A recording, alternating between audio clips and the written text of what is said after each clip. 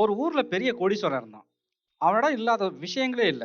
அத்தனைக்கும் அளவுக்கு அதிகமா கொட்டி கிடந்தது. ஆனா சந்தோஷமும் நிம்மதியும் இல்ல. சரி, உள்ளூர்ல தான் சந்தோஷம் கிடைக்கல. வெளியூரு, விதவிதமான நாடுகளுக்கு போனா கிடைக்கும்னு தேடி தேடி போனான். ம்ஹ்ம். நிம்மதி கிடைச்ச பாடில்ல. மனசுக்குள்ள எப்பவும் பரபரப்பு. எந்த ஊருக்கு போனாலும் அடுத்த நாளே வீட்ல என்ன ஆச்சேங்கிற கவலை. தண்டவாள பெட்டி பத்திரமா இருக்காங்கிற கவலை.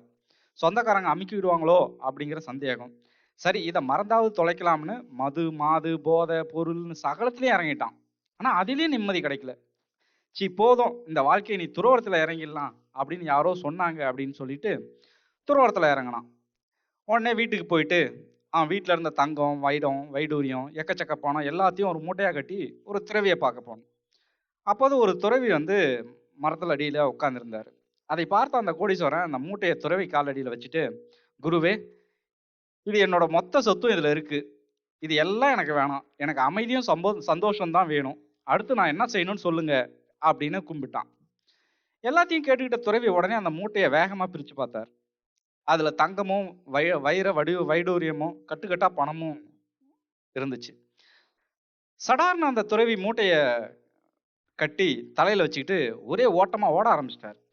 அதை பார்த்த கோடீஸ்வரனுக்கு இன்னும் பேரெதிர்ச்சி. அடடா, இவன் பஞ்சத்துக்காக காவி கட்டின போலி சாமியார்னு போல இருக்கே அப்படின்னு பதறிட்டான். கோபம் கோபமா வந்துச்சு.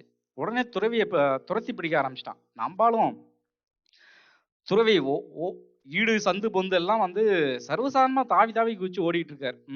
பணக்காரில் ஒண்ணுமே பண்ண முடியல. ஆனா துறவி எல்லா தெருவையும் ஓடி முடிஞ்சு கடைசியில அதே மரத்து அடிக்கு வந்து நின்னுட்டார். அந்த கோடீஸ்வரனை பார்த்தாரு. என்ன கண்ணா, பயந்துட்டியா?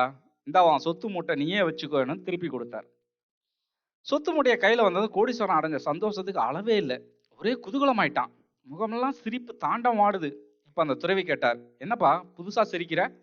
இதுக்கு முன்னாடி இந்த செல்வத்தெல்லாம் எங்கே இருந்துச்சு? உங்ககிட்ட தானே. ஆனால் அப்ப இந்த மகிழ்ச்சி இல்லையே. இப்போ நீ வச்சிருக்கிறது அதே சொத்து தானே. ஆனா சந்தோஷமும் நிம்மதியும் உன் முகத்துல தெரியுது என்று கூறிவிட்டு சட்டென திரும்பி பார்க்காமல் நடந்தார். எல்லாம் புரிந்த தெளிவோடு வீடு திரும்பினான் செல்வந்தன்.